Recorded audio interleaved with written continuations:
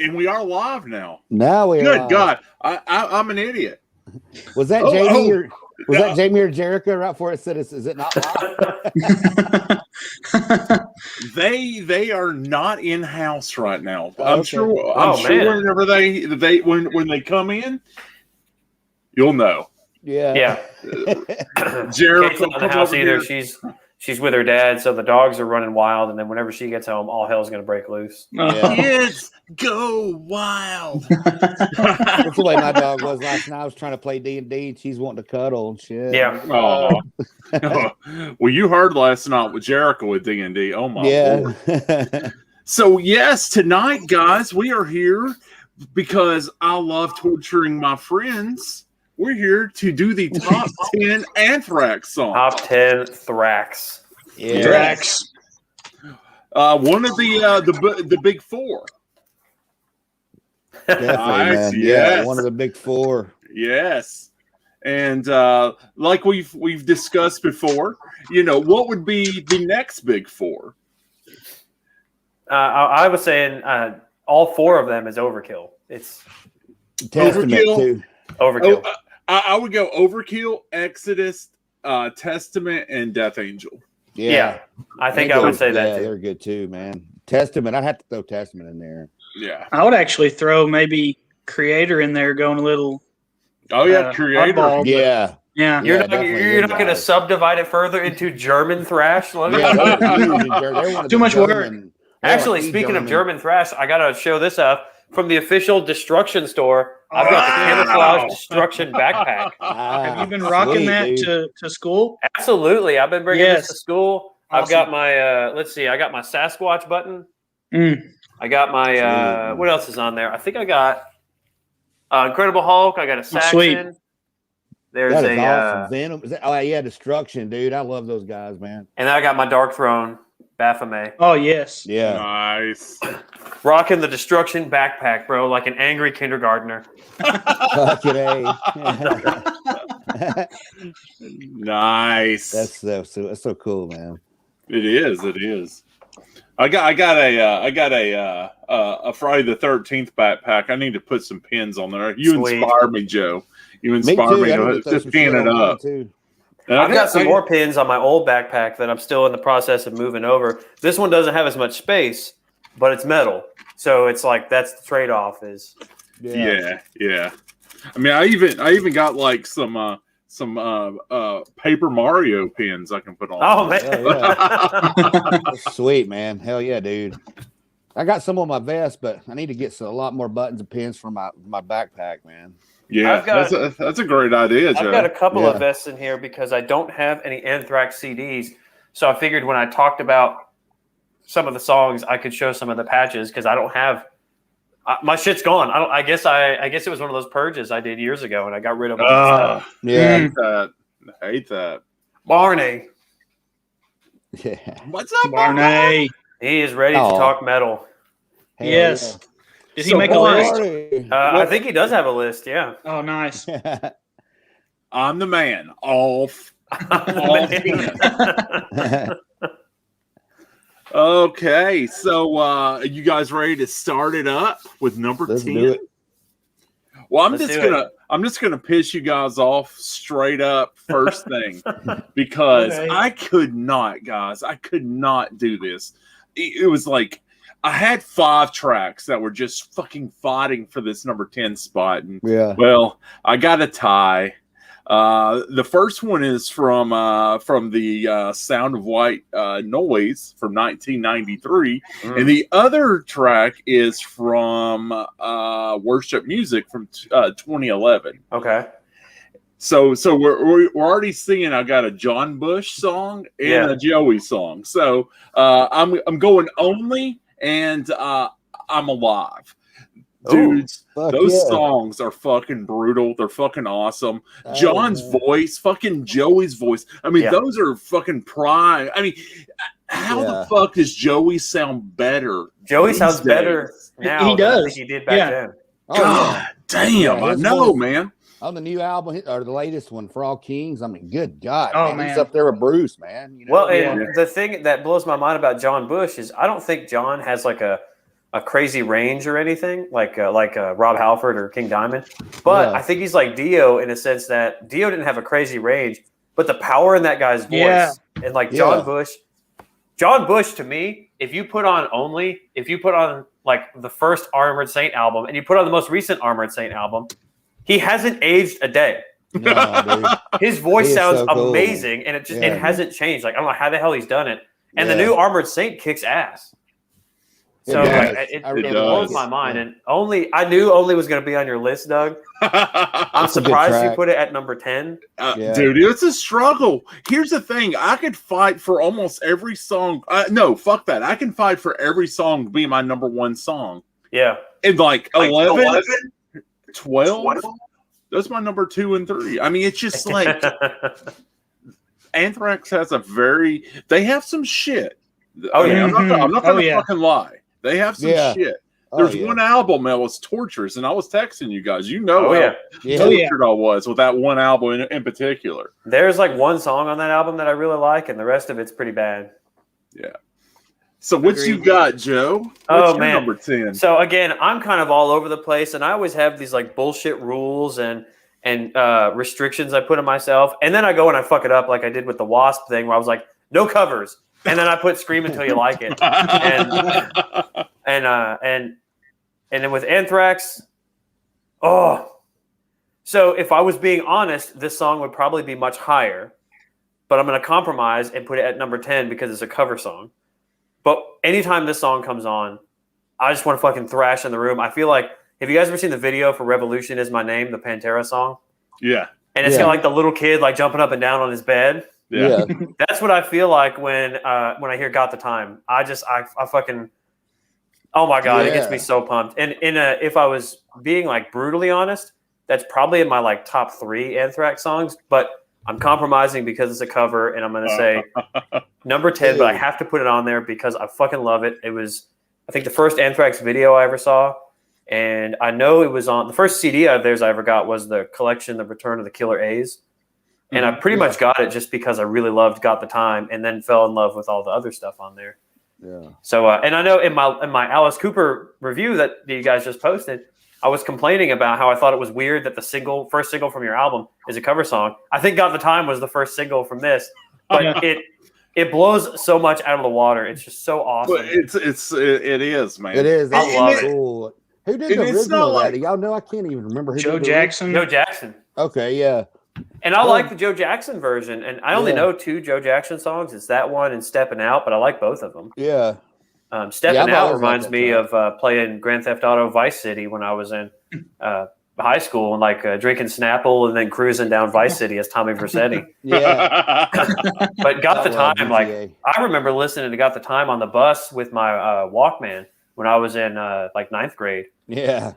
And man, I love it. Badass and shit. Yeah. I don't know if I was a badass, but there's some regrettable haircuts and lots of stuff. But then again, if you've ever seen that video, speaking of regrettable haircuts, holy shit, dude! Oh shit, I know, man. I got Charlie in particular. Charlie's mop top was amazing. Yeah. So, and talking about Joey again, that dude's hairstyle's not changed since the 80s. No.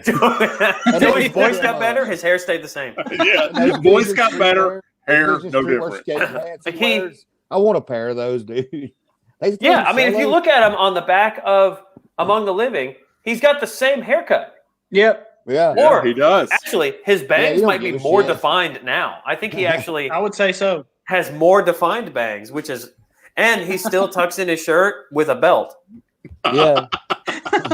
It's fucking awesome. Like it only Joey could pull that off. Yeah. Yeah. And those skatewear pants, the Vision streetwear, like on the cover, I'm the man. I'd love to have a pair of those, dude. I feel like also with some of these photos, there's got to be some pictures of them wearing some body glove. Oh, yes. Yes. It makes me think of Paul Stanley and absolutely his the Paul Stanley body glove guitar. Yes. Logan, what you got for number 10, sir? All right, so since Doug threw a curveball with the tie, I've decided that I've got a tie too because I couldn't decide between 10 and 11, and it's going to be also from the Sound of White Noise and then For All Kings. Oh. So we're going to go with Just Like Doug only and Evil Twin. Oh, Evil Twin is awesome. Yes, dude. Sweet. I really like both of those songs, and I feel like an asshole. Only did not make my list. Me either, and Evil Twin too barely missed mine. Evil Twin did not make my list, but man, those are killer songs. Yeah, dude. Truly. And that's the thing with Anthrax, man. They have so many killer songs. Yeah. Yes. And y'all are making me only choose 10? Yeah. I know. Torture. You don't realize it till you start going back through the catalog, and you're like, damn, man. Only choosing 10. Yeah. Yeah. Man, I'm gonna have to run and get another beer. I already chugged this first cerveza, so I'm gonna have to get another one. No, shit. Okay. I'll be right back. All right, Trent. What is your number 10, sir? My number 10. I'm gonna go back to 85. Spreading the Disease. The first track off of that, AIR. Oh shit! Such a definitive, it is such a definitive like thrash. I mean, it helped define thrash, man. You know, I just love that, man. It just hits you in the gut, man. I love that shit. Yeah, that's the thing. I think this. We're actually going to come up with a bunch of different shit here because I mean, I just click. Yeah, I'm trying to get us back in the same order. I messed it up. No, it happens. It's all good. I think we're going to come up with some definitive list here. I posted about this. One of my friends said, he listed his top 10, and I looked at his top 10. All awesome songs, mind you. But we only had 3 or 2 in common. Yeah. So, wow. Yeah. And that's just got a plethora of stuff you can just, dude. It's a buffet of like just shit that's all great, man. Mm-hmm. So, what, Trent, did you do your number 10? Did I miss it? Yeah. Spread the Disease, 85, AIR, the first track. Ooh, did you talk about what it stands for? What is AR? I think he says in the song, what is it? I don't know if he does say it in the song. I don't think he does. I believe it's Adolescence in Rebellion or Adolescence in Red. I can't remember. I think it's in Red. Yeah. In Red, Adolescence in Red. Yeah. I was telling these guys, I just love that riff. It's such a definitive riff, man. It's just like, man, like that helped define the whole genre, man. You know, that riff. So when I will play, if I have my iPod on, not shuffle, but if I have it just playing through alphabetical order, the version from Kings of Scotland or whatever that live album's called, that's really awesome. I need the version of that AIR is the first song on there, so it always starts off with that riff in the car when I get it going. I think that'd be a killer opening. I don't know if they've ever opened it with all the 3 times I've seen them, but that'd be just an awesome opening song, man. Like just fucking slaughters, dude. Like just. Like the whole pit thing would just fucking go crazy, man. Mm-hmm. Yeah, Adolescence in Red. Yeah, Adolescence in Red. Nice. Glad to know that. I need to know that. I feel like shit. Anthrax pulls that shit sometimes, where they do the period songs, like they do ADI, the Arabic douche intro. Yeah. And then there's NFL. Which is my number 9. Nice fucking life. Nice. I didn't know that one. Man. We segued that, man. No, who knew? Amazing. Yeah, NFL is my number 9 from Among the Living. I have to be in the right mood for that song. Oh, they play it all the time, and sometimes I'm really into it, and sometimes I'm kind of like, play something else. And since we're on this, also my top 15, it's kind of a joke song, but it was in my top 15. Nas fucking Ballad. I fucking love that song. Wait, is that from Return of the Killer Bees? Yes. Okay. I fucking love that song. Yeah. Oh, I was just listening to that earlier today. It's so fucking awesome. It is great, man. Joe, what you got for number 9? Okay, number 9 is probably the only curveball that I'll throw at you guys. And I do love pretty much. I love something from like all of the eras, the John Bush era, the Joey stuff, and I fucking love them. Fistful of Metal, but I only have one song on the list that isn't a Joey song, and it's this one, and it is Volume 8. It is Crush.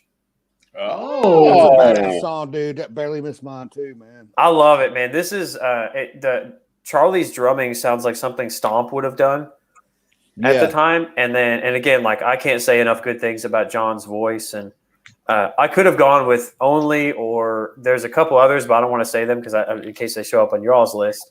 Yeah, and but to me, Crush is just man, it just fucking crushes. I love it. Yeah, dude. It's great. I love it. In Volume 8, it was so much better. Oh, yeah, fucking Stomp 442. There is one song on there that I really like, but the first two Bush albums, like the first one kind of sounded kind of Alice in Chains like, and then the second was like We Want to Be Pantera, and then they came in to their own with the other two, you know. I don't think they wanted to be Pantera on 442. To me, it was like, "What's up, Cassette Mayhem?" Damn, Cassette Mayhem. What's up, man? Hello. What's up, dude? Just whenever, I mean, there was some just off the wall bullshit on there, man. I just needless to say, nothing off that had to make my list. Right? I don't like either Stomp or Volume 8, so there will be nothing on my list from either of those albums. I think Volume 8's better. It's still not great. And the track that I like the track I like from Stomp is Fueled. I really like that song. Yeah, like my friend actually that was on his list. Yeah, but Stomp, and I wasn't into Stomp, man, that much. Yeah. So what you got for 9 there, Logan? All right, so we're gonna stick with the Sound of White Noise, and we're gonna go with Black Lodge. Oh yeah, it's just nice. So atmospheric and catchy. It's just it's a killer track. So what's his name? Angelo. He's the composer from like Twin Peaks. He actually wrote some of that song. He helped write that song. So really, I figured Black Lodge, White Lodge, Interesting. That's I have a sneaking suspicion that's not going to be the only time it's mentioned on this list. Probably not. But probably not. That'll probably show up again, Logan. What you got, Trent? What's your number 9, sir? Number 9 is like I couldn't decide between these two, so it's kind of like I had to do like you guys are talking. Like a Freddie, like a Queen thing with "We Are Champions, We Will Rock You." So my number 9 is Black Lodge / Safe Home from Sound of the White Noise '93, and We've Come for You All 2003. Wow, nice. I love the songs. Like Logan said, it's atmospheric, and it reminds me kind of like when we went to Brant's house, and like back when I was on pills a lot, I'm not out. Nobody judged me. Nobody messed with me. And like Safe Home, like Beard Street, it's just like the way metal's supposed to be, man. And I'm gonna piggyback off you again because that's my number 8, Safe Home. Whoa. Yes, I fucking love that song. I mean, from the fucking cover, the cover being Alex Ross cover. I mean, awesome. I was in love with that cover before I even heard the fucking album. And then I fucking heard the album. I was like, and at the time I didn't really care for Volume 8. I actually liked it better after revisiting it. But at the time I was like, oh my God, finally they're back. And we're not gonna sugarcoat shit. Anthrax was not a thrash band throughout the Bush years. No, man. They were good. They had some good hard rock songs like fucking Safe Home, like fucking Only. And even now, what I love about them is they go back and forth. When we'll do a thrash, and then we'll just do some straight up rock. Even though we helped pioneer American thrash, we're going to do other shit too, man. We've Come For You All has some great stuff on there. Like I almost put Refuse to Be Denied on my list because I really like that song. Yeah, it's a good song. Yeah, it is. But it didn't make the cut. did not make the cut, but tell me what made the number 8 cut, Joe. Number 8 is the only appearance from Spreading the Disease on my list. Yeah. And it is, I'm going with the last track, Gung Ho. Whoa. Just because Man. I love that just song. because it's just stupid fast double bass the entire song. Yeah. I mean, it's just great, fucking man. ridiculous. Like, and it's just so awesome. That's I have great no shit. idea what the hell the lyrics are about. Like, what are they gung ho about? I don't give a shit. It's awesome. And they did one of those like videos where they're all playing in their separate homes while they did it, and it kicks ass. It's just, and I believe Scott Ian was wearing an Obituary shirt when they did that, which is cool. Nice, dude. And I mean, I'm going to take this as a time when the guitar player now, the guy that played in Shadows Fall, John, was his name Denias, or I don't know how you say his last name. Mm-hmm. Anthrax. I hope they don't keep doing this, but I'm afraid they will. I feel like they're going to be one of those bands. Arch Enemy's doing this with Jeff Loomis. Slayer did this with Gary Holt. Anthrax, I think, is going to do it with John. You get these fucking 6-string assassins in the band, and they're going to tour with you, and they're going to play all the old stuff. And then when it comes to writing the music, you're like, you can play some leads. Yeah, Megadeth with that Kiko dude. I have no idea. It's just like, let these guys write some songs because these dudes are fucking shredders. I love Scott and John Dumas's interplay they do, man. And it's like, don't tell me. I remember some interview with Kerry King where he's like, people aren't ready to hear a Slayer song with Gary Holt. It was like, wrong. Everybody is ready to hear that. Like, what the fuck are you talking about? Yeah, dude. And it's just like with Anthrax, you're just like, okay, we all know Scott and Charlie write all the stuff. Don't tell me that John can't come up with something that's going to absolutely rip faces on that record. I was like, if he did it, then you wouldn't have put him in the band. But For All Kings is a masterpiece, dude. I love that freaking Fuck album. yes. Mm-hmm. You cannot kill what doesn't die. You cannot kill. Yeah. That was so close to my list. That was So what do you got, Logan? What you got for number 8? All right, so it's already been mentioned, and AIR. Shit! Awesome. Hell yeah. I've got fond memories of listening to Spreading the Disease, like right when COVID broke out, because it just felt like a fitting album to put on. Yeah, So I really grew a fondness just for that. Not only that album, but that song in particular. But I really love that song. I do too, bro. That's a great album. Mm-hmm. And it stood the test of time through all. Even now it plays just as good, and even more so maybe, with the COVID, like you said. Yeah, there's a lot on there that I really like. I almost went with another song, but I'll say it later that in case it shows up. But it was again, I had to make those tough. I had to make rough cuts. It was rough, man. Only Gung Ho from that album made my list. Trent, what you got for number 8? Number 8. My number 8 comes from, I think it's the only appearance, even though I love the hell out of this album, from Worship Music. Judas Priest, the song, not the band. I just loved it. Nice. That intro in itself, man, was just fucking great. I mean, it's that man. It's awesome. Who is the dude that played on that album? He's in Volbeat now. Him and Scott had some good interviews. Rob Caggiano? Yeah, that's it. Yeah. Because he was on What Doesn't Die as well. Yeah. Super J, Medusa is Super J Awesome's favorite. Cool Medusa's awesome too, man. So spoiler alert, Medusa was the song I was juggling on that record. I could have gone, I mean, you can replace Gung Ho with Medusa and I'll be fine. Mm-hmm. I don't know, man. You really can't go wrong with Anthrax. I mean, you have to try hard to go wrong with them, man.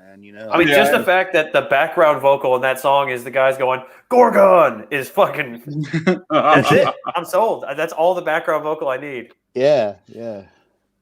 So, number 7 for me is from All Kings from 2016.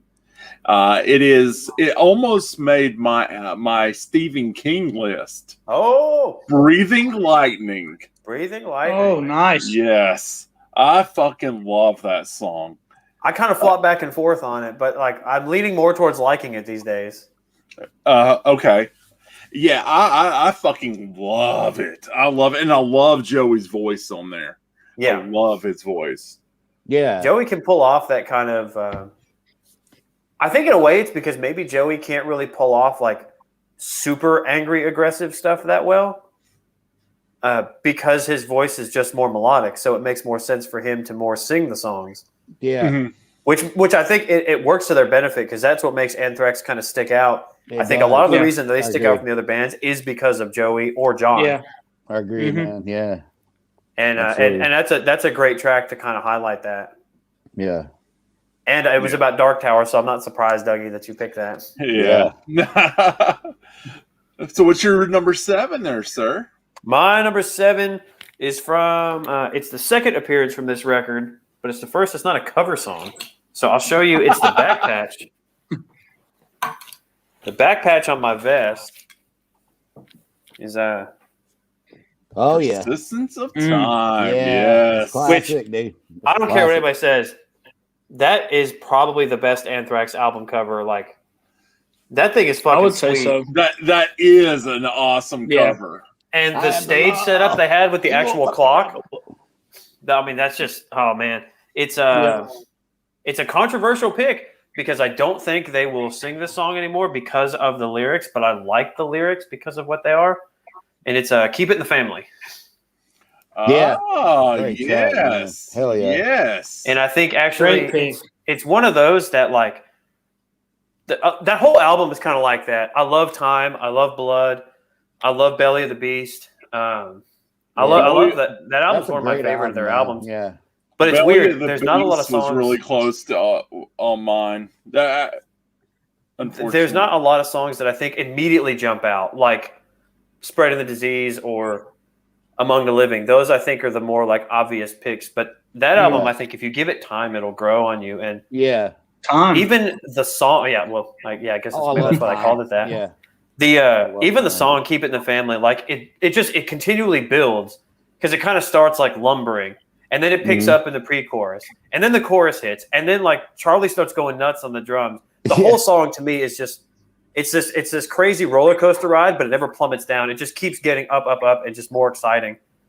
And and Joey's lyrics today, nobody would ever write some of those lyrics because of the language, but I like it because if you censor the language, it takes away from the things that he is calling out by writing those lyrics. And so I appreciate that he had the balls to write that and then sing that and stuck with it. Well put, dude. Well put. It's a great fucking song, man. Yeah, it is, man. Yeah. And not a lot of people know that anymore, with PC culture and shit, And I get it because you don't want to be dropping N-bombs or racial slurs in your music. I get that. Like you don't want to hurt people. I'm not DMX, RP DMX, but if you're fighting a good war, and Shock G, man, what the fuck? Shock G. I mean, actually, I don't really give a shit about DMX, man. That guy, the only thing that guy had that more hits on the Billboard charts is animal abuse charges. So like, he had one song I liked, but I didn't really know a lot about it. But then Shock G, X gonna give it to you.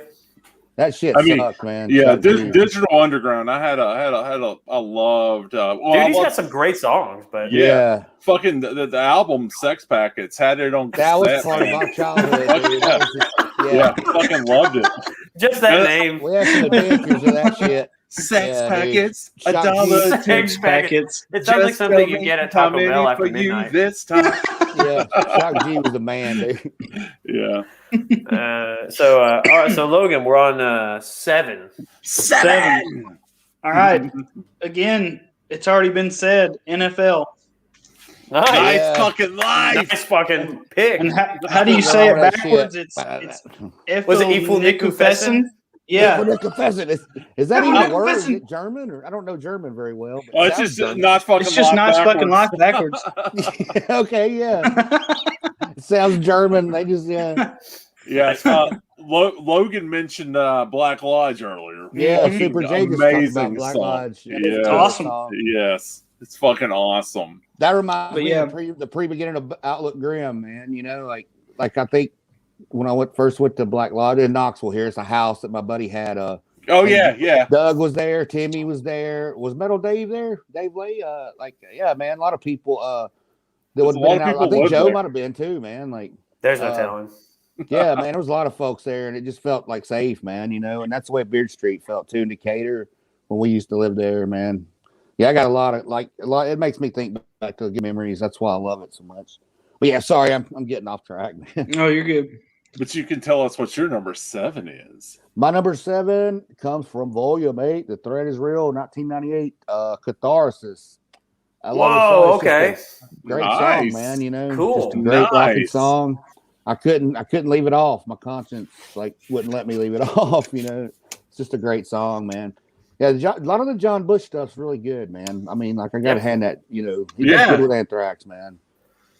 I also like Piss and Vinegar off that album. Yeah, Piss and Vinegar was good. Yeah.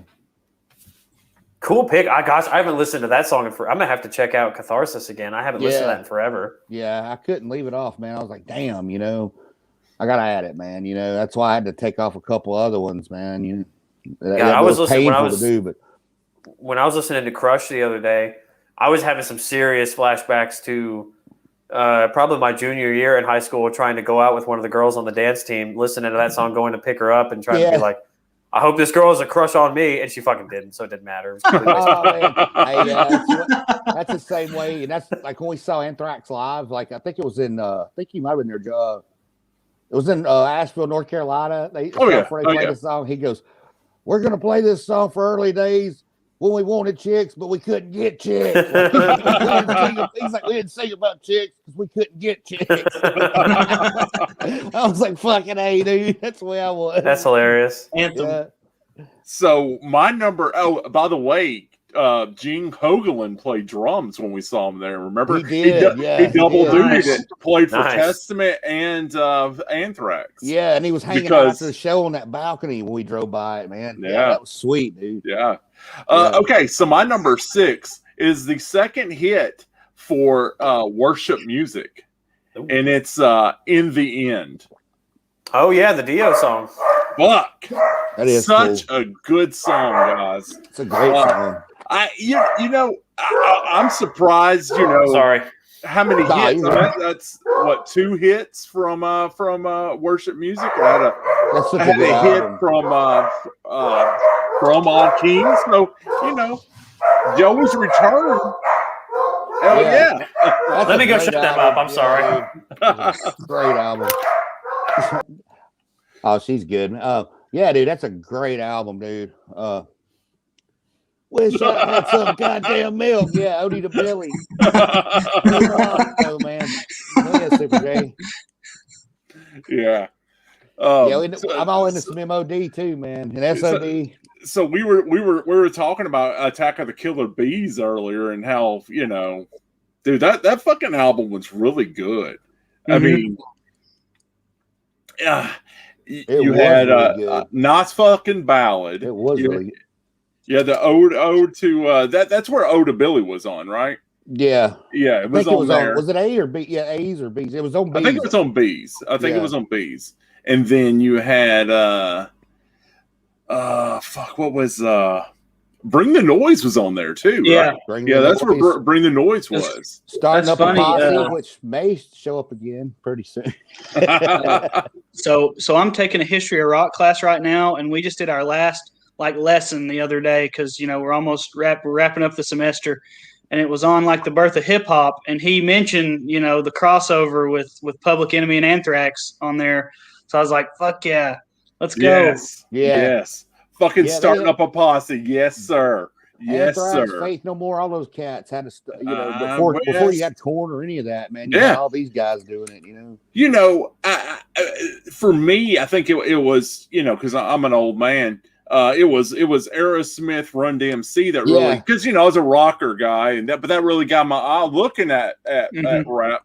Yeah, I bought Raising Hell because of Aerosmith, man. I love that album. Sorry about that. Guys, I got to run, Pete. I'll be right back. I'm so sorry. Man, we are we're like an armored saint, man. We're dropping like flies over here. Dropping like flies, but Joe, give me your number 6. What was your 6? My number 6 was In the End. Oh, okay, In the End. Yeah. My number 6 is I can't believe this has actually already been said. It's the only entry from Worship Music, which I like. I think it's a good album. But it's Judas Priest. That's the second time Trent had it on his I was absolutely amazed when he said that. I was like, son of a bitch. I thought I had one that you guys wouldn't pick. But the song is awesome. It's cool they kind of created a song almost like a character out of the name Judas Priest to write the song about. And then in the bridge part, there's all the references to the Judas Priest song in it, which I love as well. Yes. Ashley has a note there for you, Joe. I'm telling you, they are such hellraisers. She's loving it over here when they start barking. Oh my god! And there's nothing outside. Nobody's at the door. There was no nothing, and she'll just keep going. And then Barney will start, and it's just this spiral of madness that happens in the house. Super J, Air actually made our list twice so far. That's right. Yes, made our list twice. Logan, won't you give me your number 6?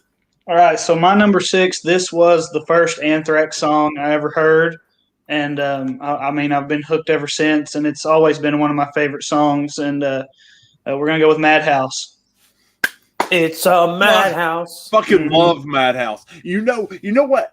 I loved it back in the day because that was probably the first Anthrax song I ever heard as well. The video is amazing. Yes, it is. And that's where I saw the video on Headbangers Ball, and I was like, fucking, yes, that's fucking awesome. And I really loved the song.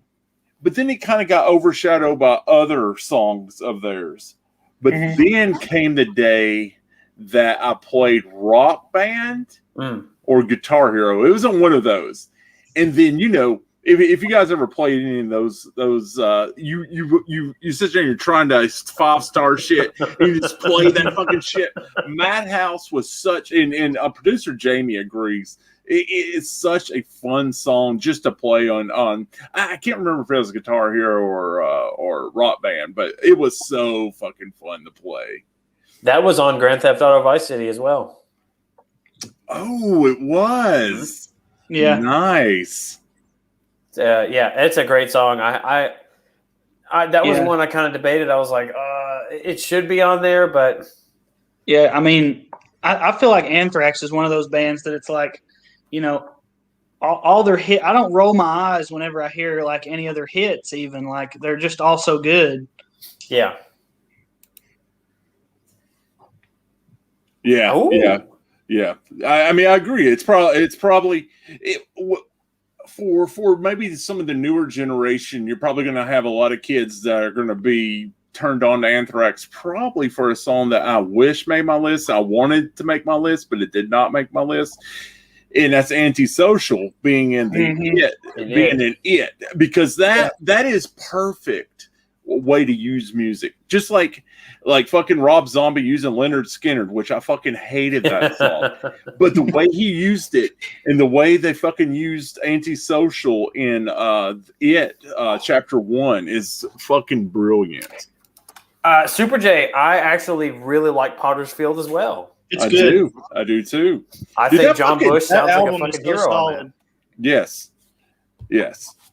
One of the I say one of the few albums that made my list more than once, but I guess Worship Music.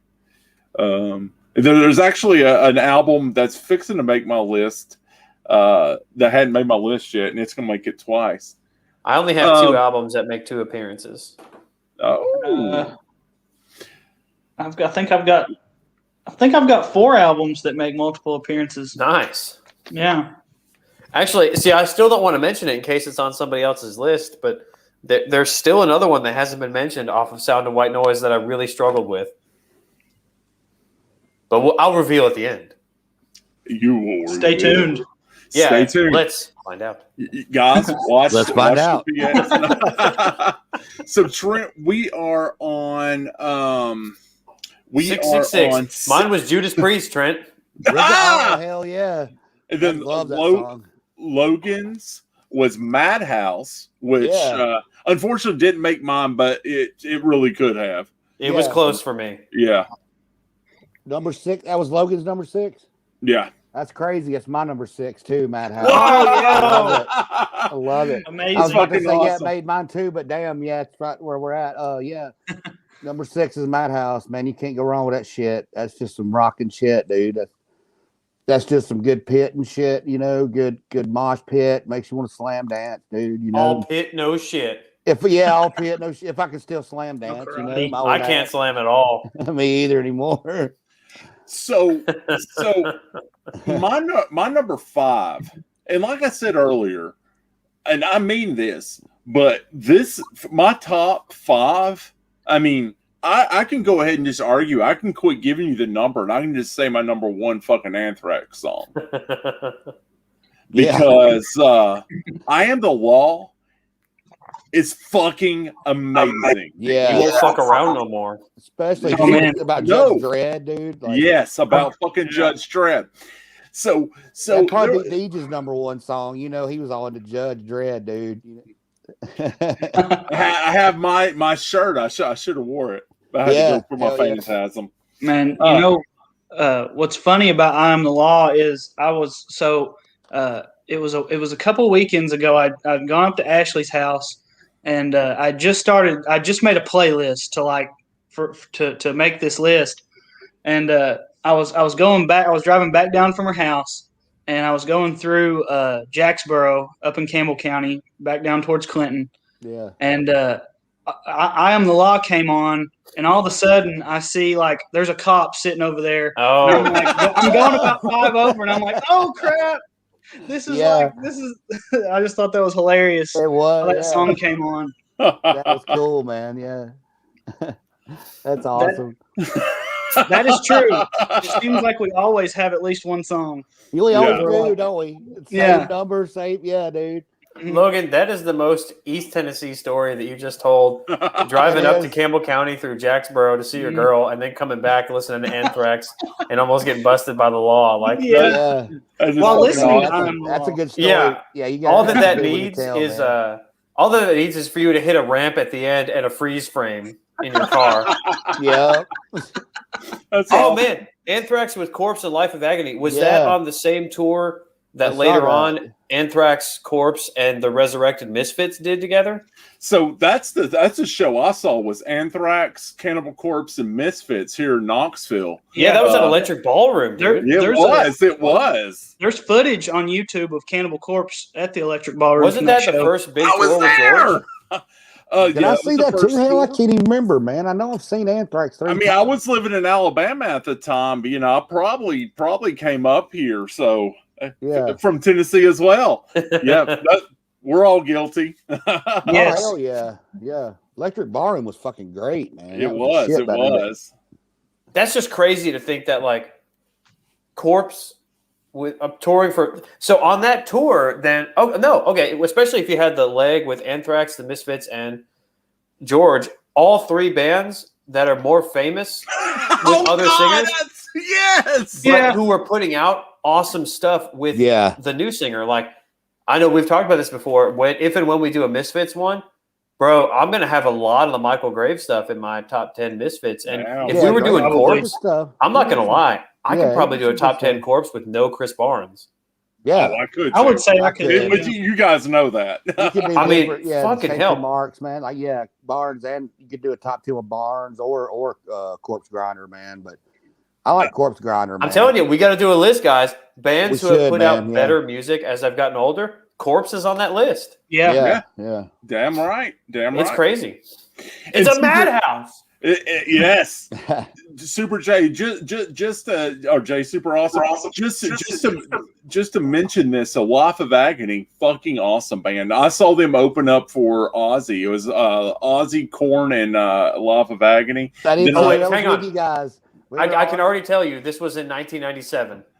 6 or 7? No, 96. 95 or 96. Because I only saw Ozzy with Joe Holmes. With Joe Holmes than anybody else. I was gonna say I've not heard of a more mid-90s tour unless you told me that Coal Chamber was also the. It was like 95.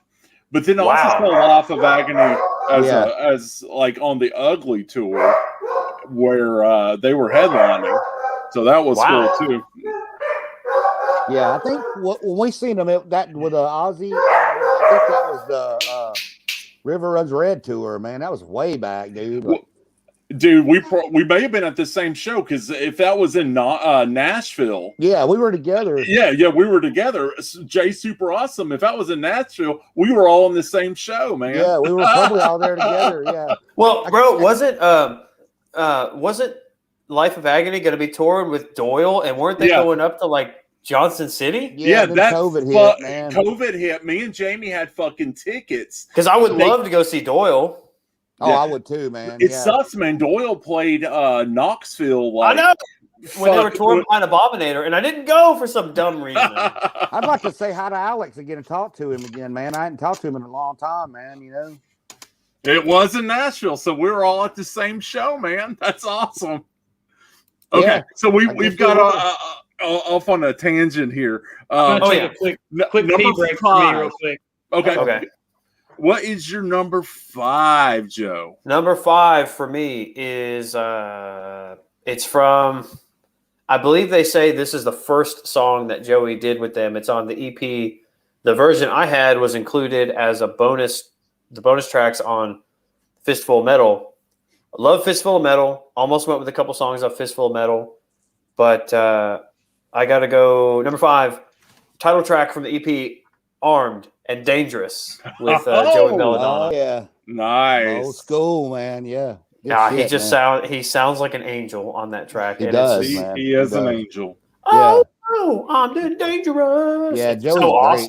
great. Joey's great, man. He is. Yeah, it's just a wonderful mix of that Anthrax melody and then some just crazy double bass from Charlie. Like, it's super underrated. I don't think they ever play it. It's really awesome, dude.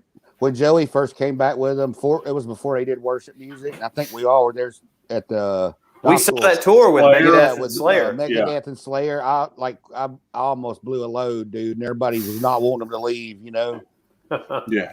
I wish I could have played longer. Like, he was like, "Man, I just don't see why they can't stay a little bit longer after they went off." You know? I know. I mean, it was true though. I mean, it was like, fuck. It was great, man. It was like Joey's back. Joey's because back, man. At that time, the only time I seen Anthrax was that time of Cannibal Corpse, Misfits, and Anthrax with fucking John Bush. So I never seen with Joey, and that was like the first time we seen him with Joey. And they only played for like 30 fucking minutes. Yeah, they didn't play for long, but they did play. Yeah, 30 minutes, only. Man. Yeah, that was cool. I was like, everybody. I was like, dude, I want to just stay a little bit more, man. Just do a couple more, you know. Now I know they were all they're like waving at everybody, but I know that they've been talking and making offhand references to how cool it would be to celebrate like 40 years of Anthrax and have both John and Joey do some touring with them. That'd be sweet.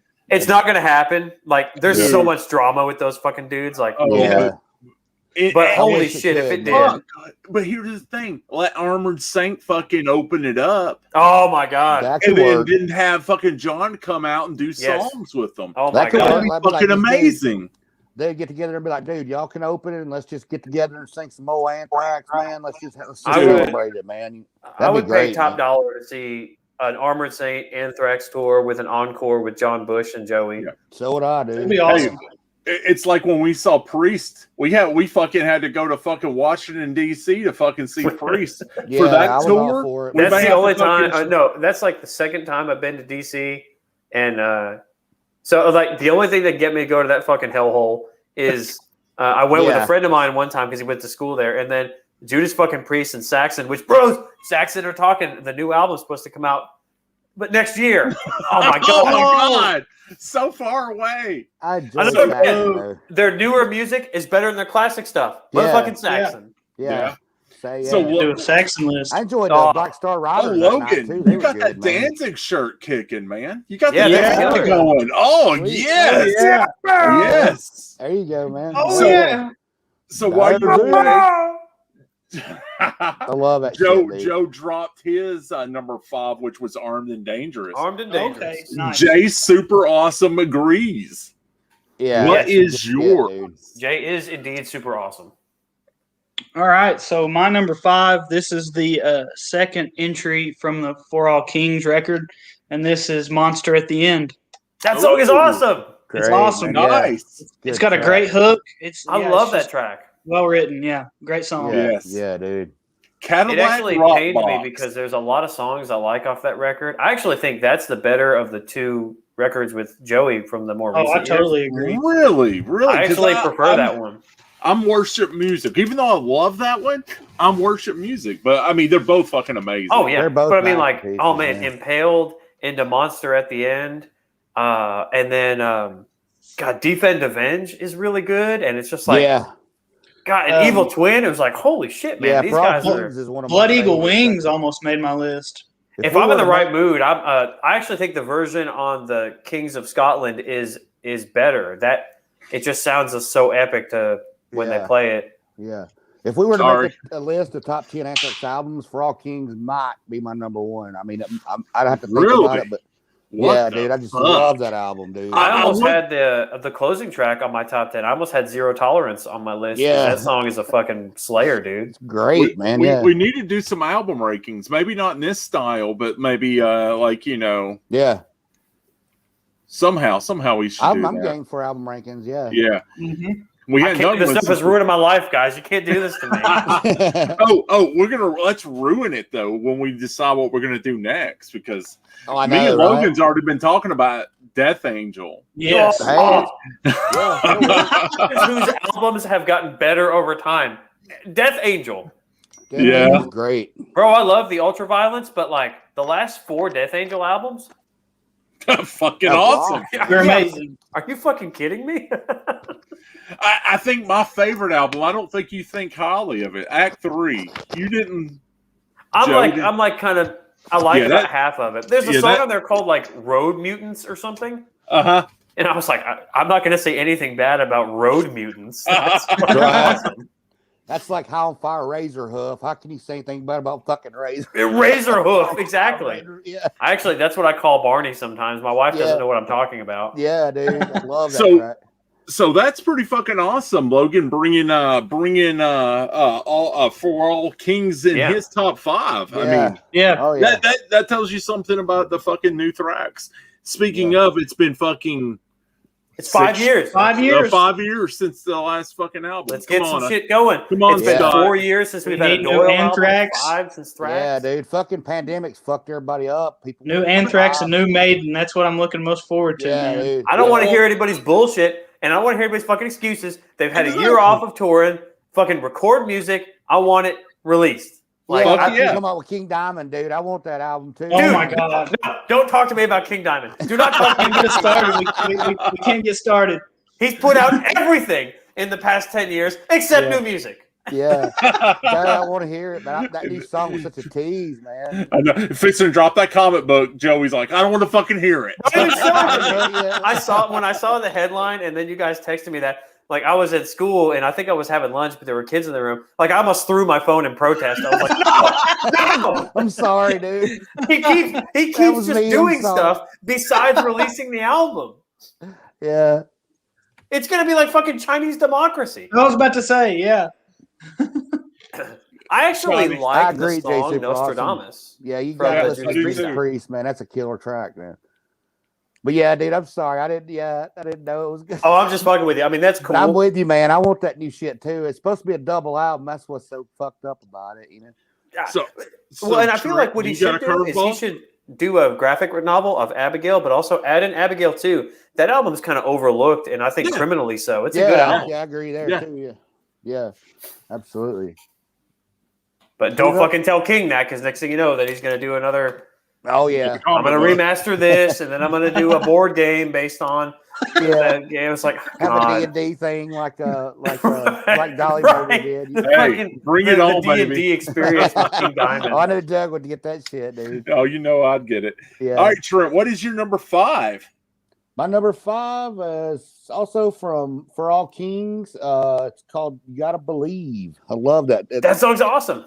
Yeah, dude, I love the metal. Oh my god, you guys really do love some For All Kings. I love it. That middle part, it's brilliant. Where they just break down and do the clean guitar and shit, and then it goes back into the hard stuff, man. So Trent, does your version of the album have it listed as Impaled or You Gotta Believe? Because mine, when I got it, it says Impaled.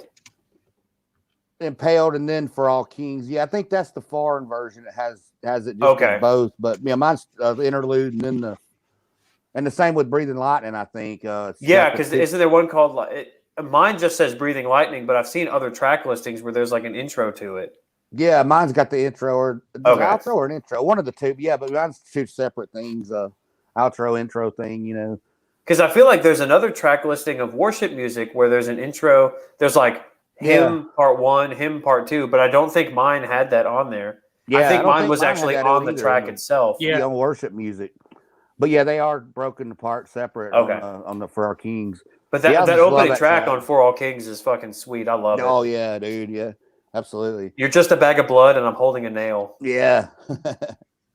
That's a sweet lyric. Yeah, so my number 4 Horsemen, baby, is I think it's a fucking like a cello going on in this song. Yeah. I think that's a cello. It is a cello. Yeah, and it's just so fucking beautiful.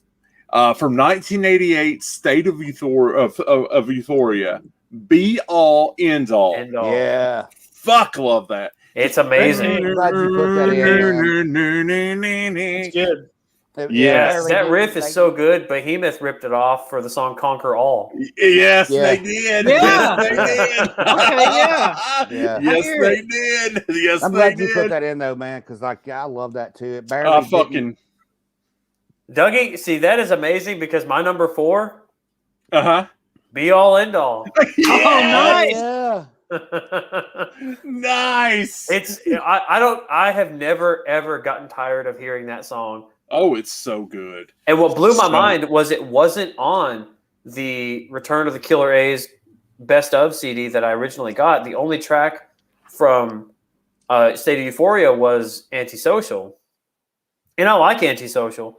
But, oh my God, when I finally heard Be All End All, I was like, why is this not on every fucking greatest hits or a compilation album? Because it's mind-blowing. It is. It's such a beautiful song, dude. Yeah. It hurts me because there are no songs from State of Euphoria on my list. I actually don't like the record that much. That's on my lower tier of Anthrax records. Yeah. I think the 3 that were really close were Be All End All, Out of Sight, Out of Mind, and Antisocial. Yeah. For me, it was a hit and miss album kind of for me, man. You know.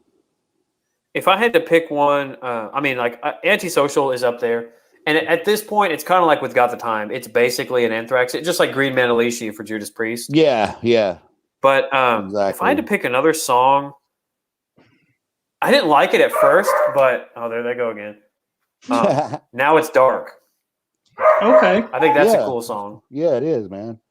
And there's some footage of them from, I think, 2018 playing Now It's Dark for the first time in maybe like 30 years. I think they only played it on that tour for State of Euphoria. Yeah, they didn't play it a lot, did they, live? So it's like Alice Cooper playing like Roses on White Lace. Yeah. The first time in forever. Exactly, man. Yeah. Also, I realized this. I misspoke in my Alice Cooper review when I said that Slayer had a tour called 25 Years of Divine Intervention. It wasn't a tour, but they were selling a shirt that was like 25 Years of Divine Intervention. Still pissed me off they didn't play anything from Divine Intervention. Exactly. Yeah, that's crazy, man. That's a great album. So that would be like if Anthrax was going to – let's say Anthrax tours and they just released the 30th anniversary of Persistence of Time and they don't play anything off Persistence of Time. I'd be like, no, don't fucking do that to me. Like, yeah, crazy. You can't fucking celebrate the anniversary of something and then not play stuff. Not play it, yeah. I'd do like, I just play it the whole album, straightforward, man, and then do like, a few others in like they have done before, or like some bands have done before.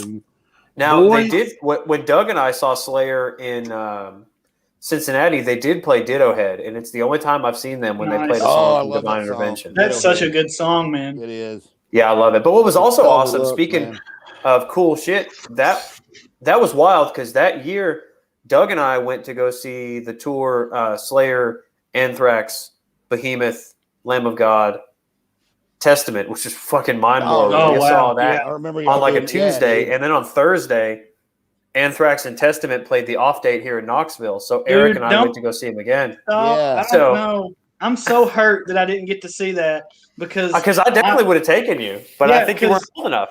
I wasn't old enough. Now, the consolation was that night I did get to see Dennis DeYoung at the Secret City Festival, which he was awesome. To see Styx. Yeah, which that was a pretty good consolation. Yeah. But still, I would have loved to see Anthrax, and that was the show that shut down the International, right? I don't know. I think it was the last show. It may have been. So that week, I got to see Anthrax and Testament twice in 2 days. But hey, dude, Dennis DeYoung, you didn't go wrong with that, dude. You know, Styx. It was awesome. Oh, Jay, super awesome. They owe a lot to Styx. Jay wants to know which one's better, Anthrax or Testament. Oh God, dude. I'd have to ponder that shit, dude. Yeah, that don't make me pick. Yeah, that's have to pick. I'm gonna say Testament. I'd have to go through all the albums again. Testament. Go through all Testament. Testament's probably been more consistent, overall. I would say so. Yeah. So I'd probably pick Testament. But they're both just keep getting better and better. Testament, another band, their more recent albums, I think better than their classic. Dude, that new one fucking They rules. just keep getting better and better. Mind Control. Oh man, Jay, super awesome. Mind Control is one of my favorite songs off Divine Intervention. Anthrax has been a gateway drug for me though. They were for me too. They got me into like heavier metal. They got me into like reading like horror. Like they got me into fucking comic books, like Judge Dredd. And I mean, I remember seeing it was in a magazine. Scott Ian had a guitar. No wait, maybe it was Dan Spivey. One of them had a guitar with like fucking the Turtles on it, you know, and then Scott Ian had like all these comic books, and it's like I'm fucking seeing like Judge Dredd there, like Excalibur. I mean, it was just they had I don't know, lyrics, man. but they had a sense of humor. And Scott Ian has a full calf tattoo of Gene Simmons in the demon makeup. It's awesome. Yeah, it's really hard. Musical though, I mean, it's like, oh God, that's a good. It's something I can't just say because Anthrax has affected my life in other ways than just their music. I would probably have to go Anthrax, but Testament. I mean, the Ritual. By the way, is my favorite fucking Testament album. What was the first album you guys owned by each? I think the first Anthrax song was Among the Living, and the first Testament was New Order. Spreading the Disease and The Ritual. Okay, yeah. If I don't count the compilation Return of the Killer A's, my first Anthrax album was Persistence of Time. Yeah. Yeah, this was mine. So Among the Living, yeah, me too, man. I bought it on cassette back in the day. Back at Camelot Music in Decatur, Alabama, where we used to live. Hey, Kiss is my favorite band. My favorite band is Kiss as well. I love fucking Kiss, dude. Kiss has ruined all of our lives in this chat right now. I know. We got to get together in person and do some fucking Kiss, man. Yeah. I finally found a CD of this is for Alice Cooper. I finally found Dragon Town on CD at Basement Records, so I snagged it up because that's out of print. Hell yeah! I need to go to Basement Records. Basement's great, man. Yeah, I want to go there too. They've got a great selection. It's on Chapman, right? Yeah. Yeah. I want to go there. Definitely want to go there. But I'm sorry. I heard you guys talking some shit about State of Euphoria. Yeah, I knew Doug was going to get mad. It was not me. It was me. It was me. These two are fucking crazy. I mean, you got fucking... It has some good tracks on it, but it was hit and miss. It has some good tracks, but it's hit and miss. Plus, it is sandwiched in between Among the Living and Persistence of Time. And I know Persistence isn't a big one, but for me it is. Okay. I mean, I can see. I mean, where Persistence, probably your big one, that's State for me. Right. Because that's where it was like my blossoming. It was just like, holy shit. You know. Oh. But, I mean, I can understand. It was, I'm sure all of us will have different favorite Kiss albums. Oh yeah, man. But we were dead on with Be All End All. That yeah. Okay, so put it this way: the name of that song, I think, describes that song. If you said If somebody here said pick one Anthrax song to rule them all, and you guys said Be All End All, I'm not going to fight you. I'm not going to argue it. Oh yeah, it's a great song, man. Yeah. So what do you got there, Logan? We are number 4. Yeah. All right, so we're going to go to what I just showed. We're going to go to Among the Living, and we're going to go with the title track. Yeah. Among the living. Follow me a day. I think what sealed the deal for me on that song was the DVD that they did in Chile. Oh yeah, and they open with that song. Oh, it's amazing. It's so amazing. Yeah, so much energy. Dude. Yeah, hey Joe. Energy, Anthrax has a comic book coming out for Among the Living. I saw that. Really? I saw that because you know what we're gonna do instead of releasing new music, we're just gonna make comic books of our albums. Dude, really, Aston Keel's putting out a comic book. I mean, it's just like it really is. I mean, at least with Alice Cooper, there have been Alice Cooper comic books for a while. Yeah, but it's like, I see all this, and I was like, guys. I would talk more about Among the Living, but it may be coming back up here in a little bit. Among the Living might be coming back for me as well. Nice. Do you remember Rock and Roll Comics back in the day, dude? I do. Did Anthrax have one? I know Metallica had one. Metallica, Guns N' Roses, Vanilla Ice.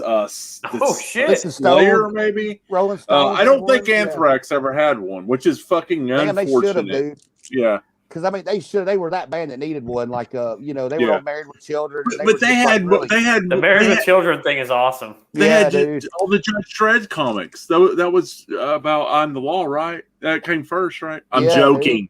I'm not that dumb. But for me, that's what came first. But yeah.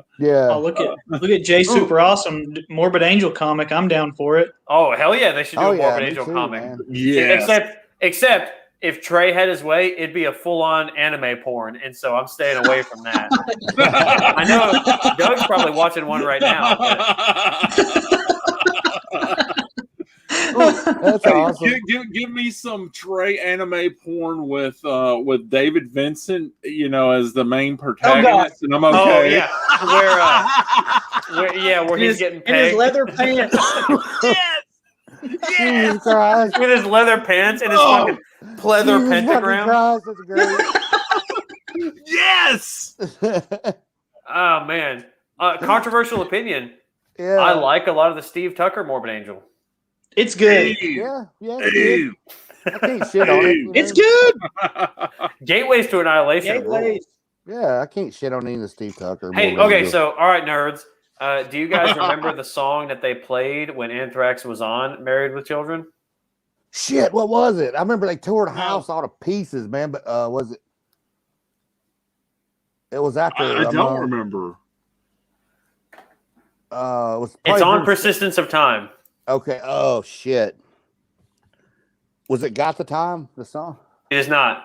Oh shit, man! This is good trivia, man. Yep. Belly of the Beast. It's Belly of the Beast. Oh, nice. Belly of the Beast. There you go. I think it's Belly of the Beast. Let me look it up now, because now I'm going to be like, oh, fuck. Through a door. They had a good time on that set, dude. You could tell they did, man. While he's looking that up, just, Trent, won't you let me know what your number 4 is? My number 4 is from Attack of the Killer Bees, 1991, Starting Up a Posse. I love it. Shit. Nice. Fucking, you mentioned that earlier. It's fun. It is. It is. It's just, it attacks everything that's like shitty. Like, so it's like, you fucking whores. I love that. You shit. Fucking whores. Yeah. That's all you are. And in between the verse, they're all going, suck my dick and all this shit. So they had like an EP during State of Euphoria that I think. Nice fucking EP. Huh? Was it Nice fucking EP? Then it had friggin' in the riggin', friggin' in the riggin', friggin' in the riggin'. Oh, I fucking love that one too. Yeah, they did a great version of that, dude. Yeah, this is fucking true. Yes, it's got Rapture, which is when the woman's like transforming. It's fucking awesome. Yeah. Joe, I'm terrible with my trivia. That. I fucking asked you guys a trivia question, didn't have the answer. It's In My World. In My World. Okay, yeah. Which is a great song. It is. Mm-hmm. It is, yeah.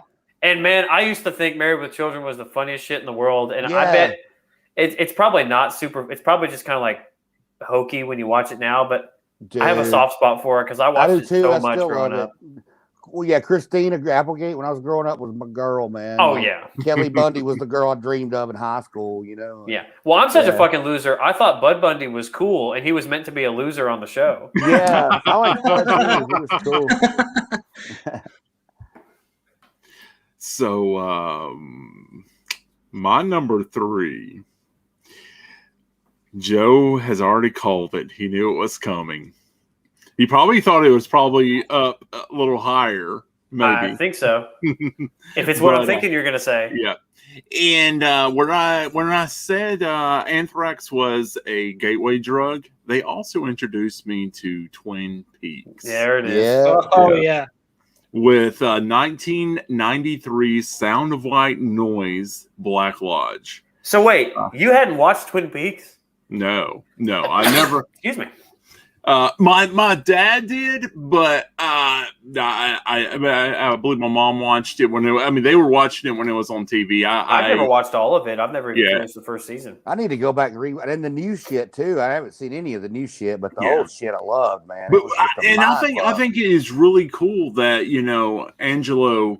I think it's his name. Angelo actually scored it or wrote some of it, and I believe he played on it. Like some of the strings and shit was him. Oh yeah, it's not Michelangelo Badio, is it? School us on some Twin Peaks. Guys, Brant could fucking school us on some Twin Peaks on here, man. Yeah, dude, super awesome. Has never watched a Married with Children episode. What? No, I mean it's probably not funny. Yeah, and it's very non-PC today. Man. At least YouTube Anthrax being on there. Yeah, and I'm totally Al Bundy, dude. I'm on the fucking couch with my fucking hands down my britches. I've seen you. You've seen it. Al Bundy's the greatest. It just happens. It just happens. Al Bundy is great. And I'll say this controversial opinion, or maybe not. I think Peggy Bundy is super hot. Oh yeah, not controversial here, bro. I don't care how big or fake that hair is, or how big or fake those titties are. Katie Seagal. I don't care. Katie Seagal, Christina Applegate, or babes. I mean, still to this day, they're babes, man. Oh yeah. And she was the voice of Leela from Futurama. Controversial opinion: Leela from Futurama for a cartoon. Hot. Pretty hot. Yeah, dude. She's awesome, man. Awesome, well, Joe, give me your hot take on number 3. My hot throbbing take on number 3 is it's not a hot take at all. Logan's already mentioned it. It's title track. Among the living. Yeah, I mean, go wrong with that shit. Actually, and I think Caitlin just got home, and so this is one of the only Anthrax songs that she probably knows because it's about. I mean, who else is going to sing a song about the fucking walking dude from The Stand? Yeah. I'm the walking dude. Yeah, I love that song. It just fucking crushes. It's fucking amazing. It is. Yeah. When they kick into that riff, I'm the walking dude. So good. I can see all of the world. Yeah, it's great. Dude. The only thing better than that is Charlie's Day of the Dead t-shirt. Nice. Yeah, that's nice. Which I just bought a Day of the Dead t-shirt last year from Fright Rags, but it's got different artwork. Dude, I need a fucking Day of the Dead t-shirt. God damn it! Yeah, I need a gift certificate to Fright Rags. That place is awesome. Kate and I have spent so much money on that shit. Yeah, we just did an order again today. They restocked and not breed shit. And you guys know I'm a fucking thing. We promise you guys they're not paying us anything to say this. They're just awesome, dude. They won't even give us. No, we just suck. We're fucking paying them. Yeah. Here's another fucking $30 plus $10 shipping. Wow. Yeah, okay. Right. Let's see ya. Okay. I mean, I can't say enough about that title track, "Among the Living." It's so fucking awesome. It's fucking amazing. Awesome, so great, dude. It's great. Do you got a hot take, Logan, for number 3? Hot take. Well, this one. Nobody's mentioned it, which I'm surprised. It's always been one of my favorite Anthrax. At times, it has been my favorite, but I think 2 more just edge it out. Currently, So this one's the first entry on my list off Persistence of Time, and it is Belly of the Beast. Yes. Oh, Yeah, it's a good song. Good Super song. Awesome was saying something about Belly of the Beast too, or somebody was. Yeah, I know. Joe mentioned Belly. Yeah, dude, Belly is one of those songs, Logan. I think it's like Keep It in the Family. It just keeps building until eventually the first time you listen to it, you're probably not like, it's not that big a deal, but you keep listening, you're like, holy shit. Well, you add on the little instrumental that goes right before it, and you listen to those two back to back, and it's amazing. Which I think is what, Intro to Reality? Yep, because it goes really right into Belly of the Beast. Yeah. And and Charlie especially. Charlie has some really subtle things that he does on the drums in Keep It in the Family and Belly of the Beast, where like you can feel it when you're listening to it, like something is building and it just keeps going, and it's Charlie doing it. Mm-hmm. And then after a little while, he's just like a fucking hurricane back there on the drums, and you're he's like, such a great drummer, man. I didn't see this coming, but somehow this song morphed into that. Yeah. And Belly of the Beast is a great fucking example. Good pick. So I'm gonna give a hot take here because I didn't get any Persistence of Time on my list, but in my struggle in my world was almost there. It was part of the song, the Royal Rumble of the top 15. In My World is great. Trent, what you got for number 3, babe? Hold on. I'm gonna run and pee again real quick. All right. Okay. Barney. In fact, I heard that you know who originally was supposed to be in that episode of Married with Children? Who's that? Bobby Blotzer, and the Rap Experience was actually supposed to be in that episode. Oh God, no! Yeah, it's funny. But then apparently, what happened was there was a scuffle with the production.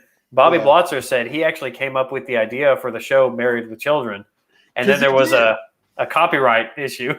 Yeah. Now, guys, we have really been talking a lot about Bobby Blotzer for the last half a year. The only person who talks more about Bobby Blotzer is Stephen Percy's fucking lawyer. Insane Sis. They can't get a hold of me.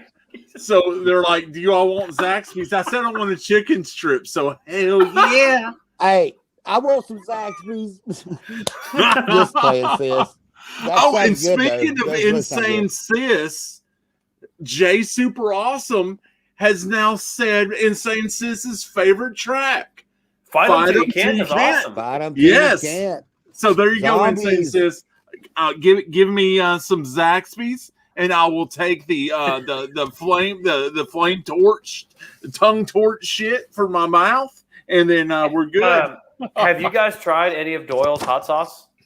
I haven't. It's good. The Made in Hell is really good. I got Eric the Abominator. It's supposed to be the hotter of the two. I haven't tried it. Yeah, and then I got Eric some of the Deicide Devil's Dick hot sauce. Well, I love hot sauce. I want to try some of that. And like the Made in Hell Doyle stuff is awesome. The last time I bought from their website, I bought the hot sauce and I bought a cool hoodie that's got the Doyle skull, and it's like black on black, so you can only see it when the light hits it. The right way. It says Doyle, and then it's got the skull on it. It's really cool. So Joe, next time you come over, you need to bring some. You got to dash it on some of my stuff because you brought that Dexter stuff. We'll get Eric to come over, and if he's still got it, we'll get him to bring the Devil's Dick hot sauce. Yeah, nice. And then apparently Deicide released a second hot sauce called Once Upon the Sauce. That's sweet, dude. Yeah, dude, I love that shit. Nice. So I heard in the distance Bobby Blotzer's name is Bobby Blotzer. It was originally supposed to be on Married with Children, but then it was Anthrax that took over for him. And they were supposed to do a show about Bon Scott drinking himself to death, right? And that's what inspired Ozzy Osbourne to write Suicide Solution. The crazy thing is then R.I.P. Frankie Banali did the drum intro to Over the Mountain. Nice. So because of all of our talk, we as a group have personally brought Steve Percy. I think we fucking did. And Bobby Blotzer back together. They're gonna do some do that live stream. Yeah. We talked it into existence. I think we will in the beginning, boys. It's all us. We do. You know what? So you rap sometime, fans, man. here's your boys right here. Yeah, absolutely. And what I think is happening is this could actually be the foundation for a King Diamond album where King Diamond writes an album about us willing Bobby Blotzer back into rap. Yeah. But then what happens is it's delayed for 10 years because he's going to write comic books and do a bunch of other bullshit. Put out Halloween masks. Yeah, King Diamond will release every fucking thing except new music. Bro, Give Me Your Soul, Please came out in 2007. Boys, that was 14 years ago. Fuck. Damn, dude. I mean, there's like kids that are like, you know what I mean? 14 years Okay, I was old. 20. I could not legally ingest this here beverage the last time King Diamond put out a new album. You're right. Logan was like in kindergarten. Yeah. He does need to get it, but we're just on him because we love him so much. You know, I mean, like he needs to put some new shit out, man. Oh, just wait till we get to top 10 King Diamond. That's going to be 6 years old. Oh, I Dude, know. are you willing that into existence? Oh, King is actively fighting that. King is playing that magic card that blocks all spells. Okay, like so here it is. I'm gonna lay it out before Trent gives me his number 3. That I'm gonna let him give this number 3. But we will not do a King Diamond top 10 until he drops a new fucking album. Okay, so that means we're never gonna do a King Diamond top 10. It's up to him. It's up to him. If he doesn't drop this fucking album, I agree, darling. But King decides we're not gonna do it. I mean, it's in your hands, King. Come on now. You know what's going to happen? King Diamond isn't going to do the record until Bobby Blotzer plays on the drums. That's exactly what he's going to wait for. King Diamond featuring Bobby Blotzer. Yeah. Oh, Lord. And he sounded so good when we saw him back in 2019. He sounds He amazing. did. He sounds better than he has in years. Yeah. He did. So give it to me, Trent. Shock me. Number 3, my number 3 is from State of Euphoria. That's the only thing that I had from that album. It's one of the tracks I really love. I'm so disgusted with you two. Make Me Laugh, dude. I do love that fucking song. Make Me Laugh is number 3? That's a hot take, guys. That is a hot take. That's a hot take. It's a great song. I love that album, but I hate that song. It's a great song about televangelists and just like religion and shit. Yeah, dude. I love that song, man. I don't mean to shit on Euphoria so much. Dude, I'm just fucking with you. I find it funny, dude. That is actually no, I'm with Doug on that. That's one of my least favorite Anthrax songs. Really? That blows my mind. I love that you have it in your list. Oh yeah, I fucking so much respect, but you know, it's just that one part of God says that, God says don't do. Like, you know, it's like it's good shit. Man. I have, sir, and I have every time I fucking listen to it in the car. Me and Insane Sis have cheesy little dances we do when we fucking listen to that song. Yeah, I can't even. That song is fucking awesome. Volbeat to me is fucking awesome. Yeah, I love Volbeat. I love Volbeat. See, I'm the odd man out. I was gonna say that's the only Volbeat song I like, and it's only because of King Diamond. Well, that's like I fucking love his voice. What was the Five Finger Death Punch song with Rob Halford? Hey, right out of my mouth, dude. What did Super J ask? He said something about Volbeat. What was it? Oh, have we heard the Room 24 song? It has King Diamond. No, I have not. You've not. Oh, and when I say I love Volbeat, I've not listened to the last 2 releases, but I need to check that out. However, Volbeat featuring former Anthrax guitarist Rob. Exactly. Yep. So he fucking mixes in. So we can talk about him. The song off Volbeat's newest album with Gary Holt on it is actually pretty decent. Okay, I'll check that out. Yeah. So I've not heard. I have not heard the new stuff, and I know I do plan on checking it out. I mean, Gary's a master. He's never played anything bad. Last I bought, but I just didn't put it in rotation that much, so I don't know. But I mean, I really do like their cover of a Misfits song, "Angel Fuck." Angel Fuck is fucking awesome. Yeah, just throwing that out there. I don't know. I think it's a bonus track or something. I don't think it was on. I think I got it off at iTunes or whatever. But hey, speaking of Gary Holt and Exodus, I saw that on the sad note, Tom Hunting is fighting cancer. Yeah. But on the positive note, they were doing a GoFundMe to help him raise money, and they've already exceeded $50,000 worth of. That's good. That's good. So I think that when I checked, it was like $60-something thousand people have raised to help him out with his medical bills. Man, I'm so sick of cancer, dude. I may donate $10 or something. You know, it's fucking depressing. Yeah, man. I mean, it seemed like really he seemed like the little press release they did. He seemed, to be like pretty in good shape and stuff like that. So hopefully quick recovery for that. Yeah, dude. I agree. Super awesome. I do agree. Older that as well. Yeah. And the thing with that is that kind of sucks because Rob is in the band now, and I think I'll probably enjoy more of their stuff before Rob was in the band. And I loved Rob in Anthrax, but I dig Volbeat, man. Considering me and Logan are probably not hot takes for us, but for you other two jerks, I'm just fucking with y'all. My number got some 2 hot takes on Rob Caggiano's work with Cradle of Filth as well. Oh, he did producing to the. He does a lot of producing. He produced 2 of my favorite Cradle of Filth albums, Amphetamine and Thornography. Yes, which are not seen as true cult Cradle of Filth albums. I fucking love them. I love them too. Yeah. Did you say Amphetamine? I love Amphetamine. Yes. Yeah. Fucking awesome. He produced that one? Mm-hmm. Nice. I think he did. I know he produced Thornography. And that's disappointing, Super J. It is disappointing. But my hot take here is my number 2 from State of Euphoria. And it's Now It's Dark. I mentioned it earlier. I was like, Wait. One of the other songs, if I had to pick from State of Euphoria, besides Antisocial Be All, would be Now It's Dark. And I was like, I know Doug loves it, even if the song wasn't good, because it's about Blue Velvet. Yet again, we are touching on Angelo. Michelangelo Badio?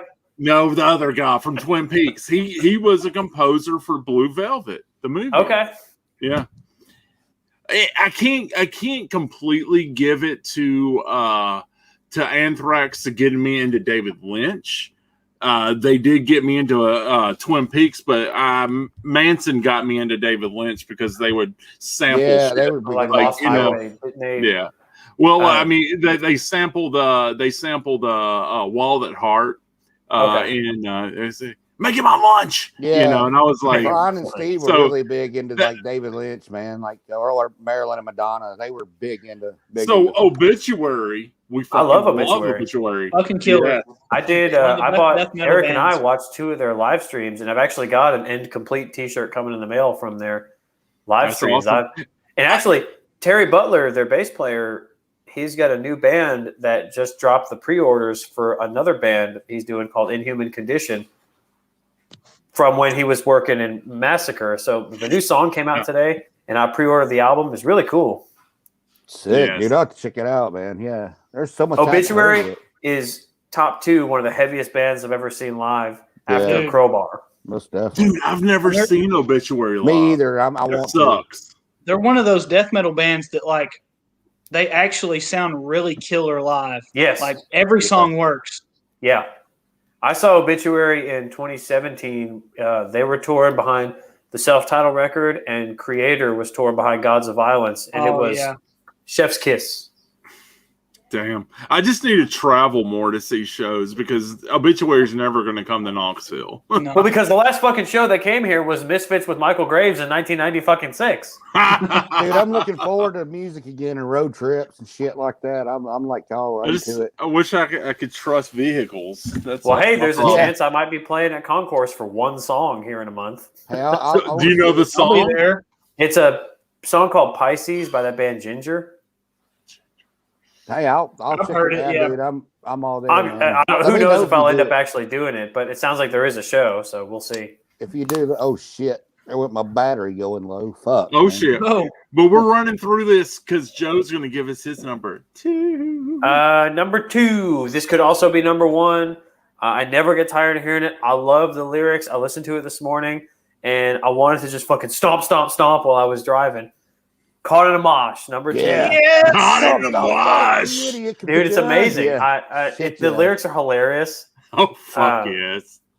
I ain't gonna live my life this way. Hell yeah.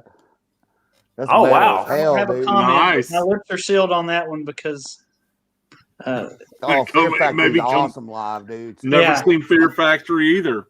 I've not seen Fear Factory. Dude, they are awesome live. Someone obsolete tour. Who's the vocalist for them now? I don't think they picked a new guy. Have they not? Because didn't they just? I thought Blabbermouth was saying something about they had a new song coming out. I think they've got an album, but it had Burton Bell on the album. Oh, so it is Burt's. Okay. So Logan, what do you got for number 2? All right, so we're going to keep it with Persistence of Time. Yes. And we're going to go with one that Joe has already mentioned. We're going to go with Keep It in the Family. Yeah. That song, God. It's so crushing. It is so crushing. Man. It is great. I didn't expect anybody else to pick that, dude. That's awesome, Logan. It's awesome. It is awesome. It's great, dude. Fucking awesome. And even the version they re-recorded with John Bush on The Greater of Two Evils, it's still really good. Yeah. Hey, wait. Nothing off of that album made it. Was Joe, did you not pick anything because you consider it covers? Which one? The Greater of Two Evils? Yeah. Yes. It's Anthrax covering Anthrax. It's like in my Alice Cooper review. Bro, Alice Cooper is covering Alice Cooper. Yeah. Have you guys ever preferred an alternate vocalist covering like what John did? No. I don't know, man. I'd have to think. I would have to think about that too. And I most know there's some gonna... re-recorded, like what some bands have re-recorded some of their old stuff, and I've preferred the Destruction. Really? I think Destruction's re-recordings are better than the original. When Demi Borgir redid Stormblast, that's a good re-recording. I agree. Most people don't like it, but I think it's a really good re-recording. I agree, super awesome. And considering it's Edsel Dope, I fucking love his vocals. I'm probably the only one on this panel that I was never a big Static X fan. I love Dope, dude. Okay. I don't like Static X that much. I fucking love Static. I loved Wayne. With the exception, I do like Bled for Days. That was a cool song. You don't like Cold? Oh, if I'm in the right mood, I do like Cold. Yeah, you're right. Fucking. Have you watched Queen of the Damned lately? It's not lately. Dude, it is really good. We watched it back in October, man. It is so good. Well, I also know the thing that was the best about Static X was say what you will about Trip Ison and his choice in Underage Girls, but oh god, I know his choice in Manowar t-shirts was fucking awesome. That dude was always wearing Manowar t-shirts, and I'm gonna say, I'm gonna give him a 50%. I don't like the pedophilia, but the Manowar. Dude, you and Retro Tech need to get together for that shit. That's what I'm saying. Retro Tech has to do the Manowar show with us. Yeah, totally, man. I mean, bros, The Gods Made Heavy Metal is a fucking amazing tune. Yeah. To be honest, if we do a Manowar show, it will be first time listens for most of their shit. Because me too. I'd be up to do. I mean, I know a little bit of the early Manowar stuff, but I haven't been through their catalog. Boys, if we do it, I'm telling you, strict dress code, loincloths only. Oh my Shirts god! off. Shirts off, tits out, oiled up. Dude, you see this chest hairs? Man. I mean, I got like 28 chest hairs there. Paul Stanley is not impressed with your chest hairs. I know. He is not. Don't nobody want to see my man boobs. I think Bobby Blotzer has more chest hair than that. Yeah. Have you guys ever heard the Defeated Sanity cover of Blood of My Enemies for Manowar? No. Oh, it's really awesome. Yeah. There's so much Manowar I gotta hear, man. Like, do what? Trent, got a 2? Oh, you got a 2 for me? Oh yeah, shit. I forgot my battery's running low. Goddamn, I could sit here and bullshit all night. All right, number 2 for me is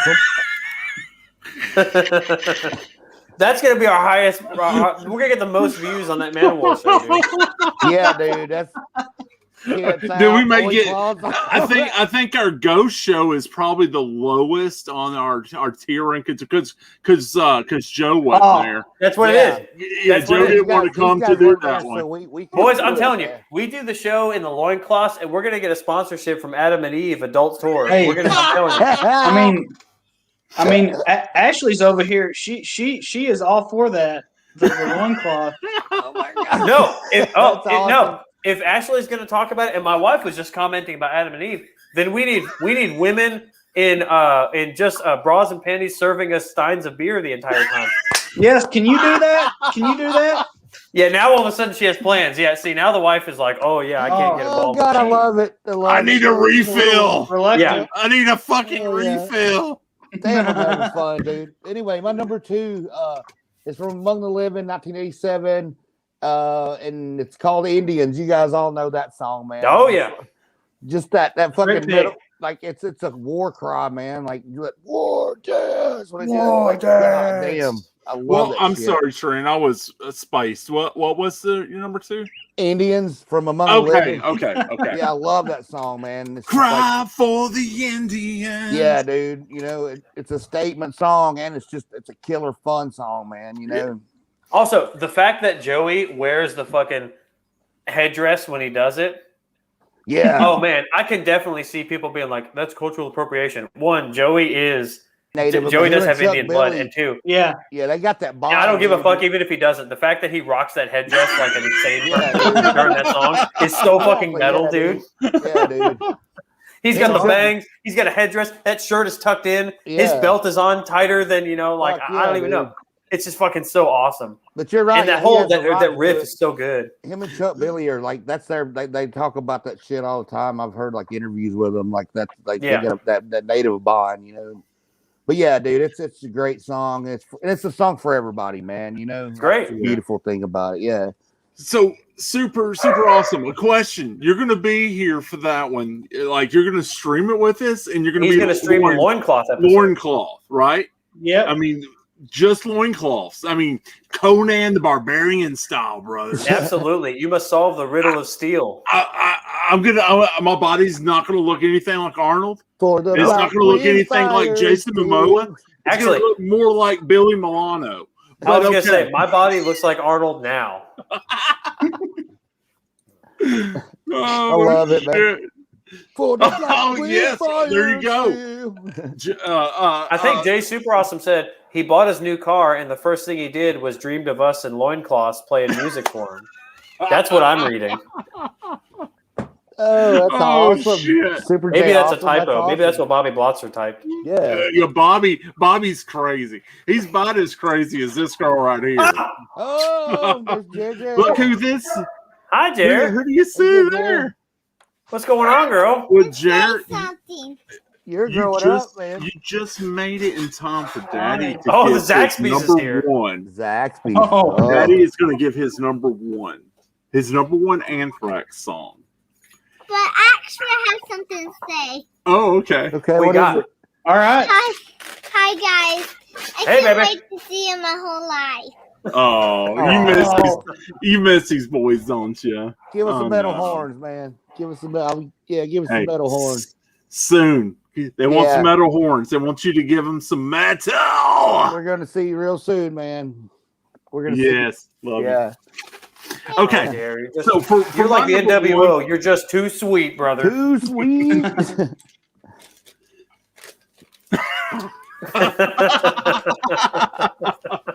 Oh yes. So my number 1, I shouldn't even say it because everyone, including all these jabronis that don't even know who I am, knows what my number 1 is. It comes from 1987's "Among the Living." It's a title track, Among the Living. Yes, it's so good. Yes, I love how they drive that shit home too. I fucking love that song. Yeah, dude. I'm not going to talk about how they influenced my life so much because we already know that. I've already spoke on that. And but that song, I mean, even if it wasn't about Stephen King, because whenever I first heard the song, I never read Stephen King. Oh yeah. So this was The Stand. Well, you know what? I still haven't ever read The Stand. I did listen to the audio, but that fucking book, it's a big one. Yeah. But it's a big one. But yes, that song is so good. So good. There's no argument here, Doug. I hope not to get off again, but I really want to read it again because I've been thinking about like Ben and Beverly a lot, their relationship. And, like that's a beautiful. I mean, I don't want to get off on this tangent, but both The Stand and it's Steven at his best and Steven at his worst. Yeah, it is. It's such a beautiful thing, man. You know, I don't know. By it, he was like Rotzo. I love cocaine. That's what it. Yeah. Now that culminates in Tommyknockers. If you've ever read Tommyknockers, it's like what the fuck. Yeah. But it's almost like you can't talk about Anthrax without talking about Stephen King and vice versa, man. Like, right. So we were kind of talking about the greater of two evils earlier. Yeah, Anthrax and Stephen King to me completely hand in hand. Yeah, if it wasn't for Anthrax, I probably would have found Stephen King because I've probably seen his movies before 87, but I didn't fall in love with him until after Anthrax. I don't know why, but I think that album, Greater of Two Evils, I think it's good. I think it's worth getting and listening to. Yeah, it is. It's good. John's voice, I think, does well. I don't think there's a song on there that I prefer his voice over Joey's, though. No, but I don't think it ruins it either. No. Great. Definitely not. Yeah. Definitely not. Okay, Joe. Do you got that number one for us? My number one. Let me see if I can get it from the Destruction backpack and the button. Let's see. It's I Am the Law. Oh, I Am the Law. Nothing makes me want to just punch everyone in the face beyond that riff and just good choice, man. I just love that part. He won't fuck around no more. Mm-hmm. Yes. Yeah. Yes. Respect the badge. He's earned it with his blood. Song now. I'm Respect think about the Logan's badge. story. He's earned it with his blood. Oh my God. I fucking love it, dude. I never get tired of I Am the Law. Jamie Josta put it on his list of top 50 hardest thrash songs. Oh, I mean, hard. That shit's hard. But yeah, bro, like I used to just think of Judge Dredd when I heard that, but now I'm going to think about your story, Logan, like the Tennessee thing. Yeah, Logan driving back from Jacksboro. Yeah. So Super J, do you prefer any of Bush's vocals over Joey's on that album? I'm up here. I'll be right back. So Logan, do you got that number one ready for us? All right, number one. So this song, I was kind of driving around today with Ashley, and I was like, you know what? I think this is it. I think this song's it. And this song it makes me want to like run through a wall and like punch a nun and just like all of the above. It's just so awesome. It gets me going when I hear this song. And that song is Caught in a Mosh. Caught in a Mosh, hell yeah. Yes. Among the Living, baby. Yeah, that's a great album. That's arguably their best album ever. Like that's, iTunes, they put the essential albums. That's probably their essential. When you want to start listening to Anthrax, go to that one first.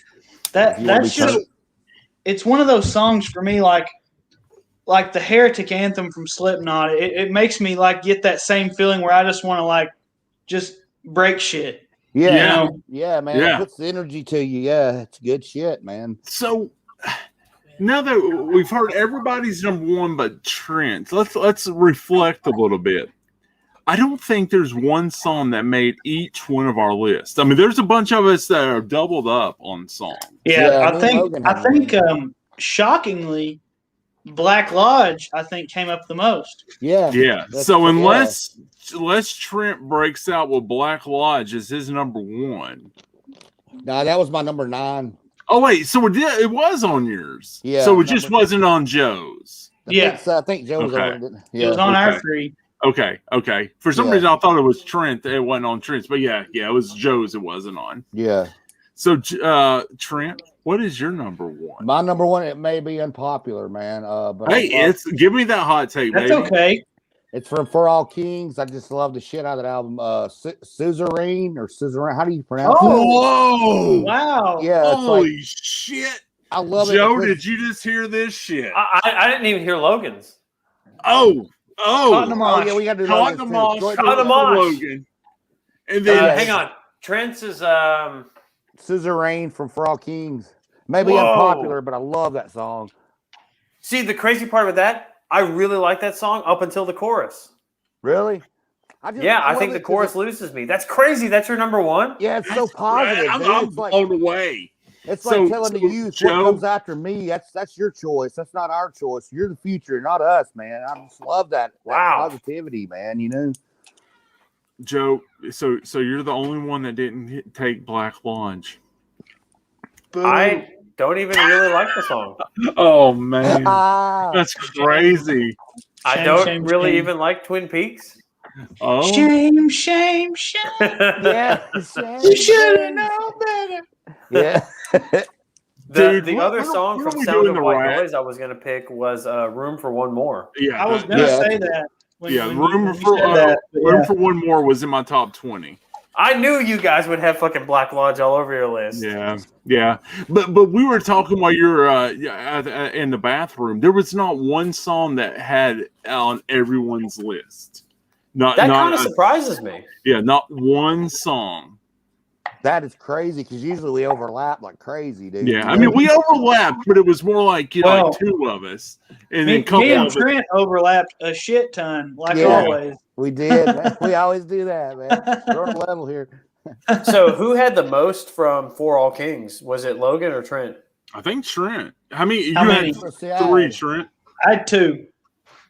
Let's see, For All Kings. I think I had two too. Oh, okay. I thought you had three. I can't count worse shit. I had I had three from Among the Living. That was the most. Yeah, me too. I had three from Among the Living. Even I though had three from Among the Living is not my favorite Anthrax album. Mine either. What's your total favorite? Well, no, shit. I mean, you know what my favorite Anthrax album is. State of Euphoria. Yeah, you bitches hurt my feelings on that. Well, my favorite Anthrax album is probably Persistence. Persistence. I'm the Man. That's crazy, man. Yeah, and I love I'm the Man. I really do. I love the track, and you know, and their cover of Sabbath Bloody Sabbath. Yeah. Oh, dude, it's awesome. Yeah, it was really good. Did you all ever hear the song they did on the Last Action Hero soundtrack? I had the Last Action Hero soundtrack, but I don't remember what they did. It's called Poison My Eyes. Whoa, okay. If I've heard it, I don't remember it. I need to go. I think that's what it's called. Yeah, Poison My Eyes. Yeah. It sounds more like a Machine Head album. I mean, it's song title, but yeah, it's Poison My Eyes. I think it's from the Last Action Hero soundtrack. Which that'd be a fun thing. Most favorite metal soundtracks. Oh yes. Yeah. That'd be for sure. That would be a good one to do. Yeah. So what are we going to do next? Are we going to decide here now? Or are we going to text back and forth and cuss each other out because So wait, now Doug, you said you and Logan have already been talking behind our back like a bunch of snakes. Well, no, because we were talking like on two Facebook. snakes. Yeah, had every opportunity to on Facebook, man.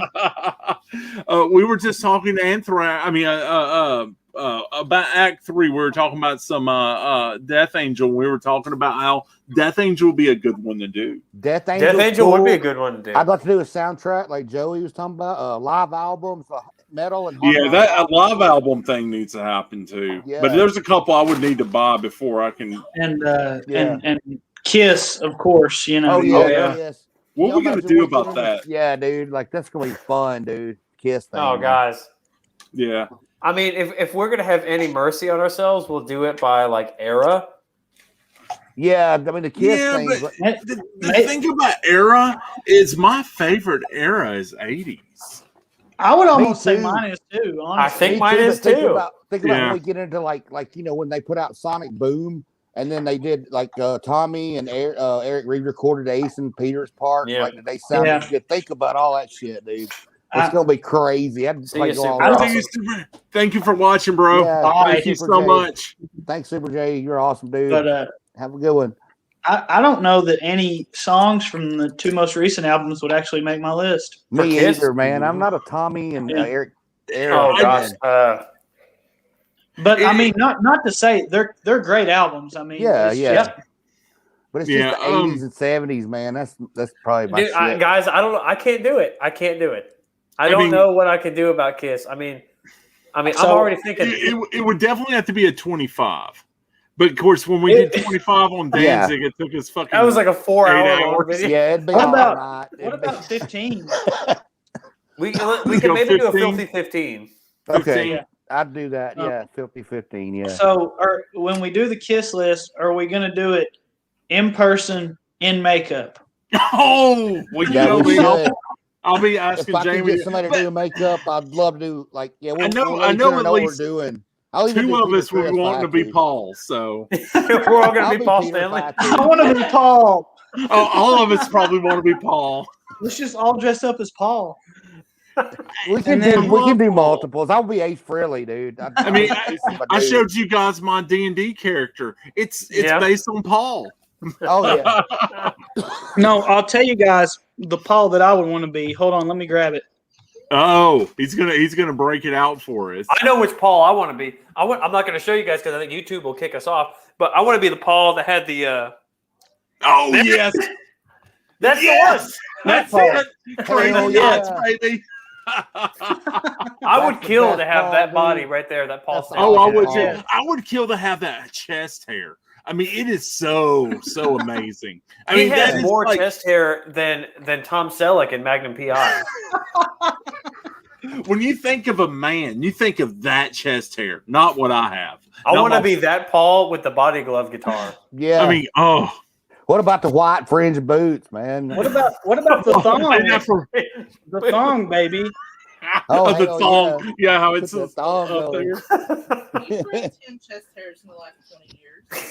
Okay, producer Jamie says I've actually doubled my chest hair in the last 20 years. So, well, it's like I think Homer Simpson has more hair. He's doubled the hair on his head, but he only started with like 3.